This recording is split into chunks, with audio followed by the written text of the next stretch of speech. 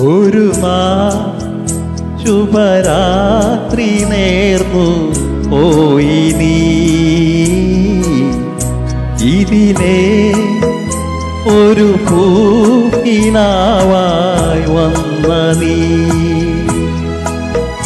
ശ്രുതി നേർത്തുമായും ഋതുരാഗീതി പോലെ പറയൂ നീ എങ്ങ് പോയി. ഒരു ശുഭരാത്രി നേർന്നു പോയി നീ.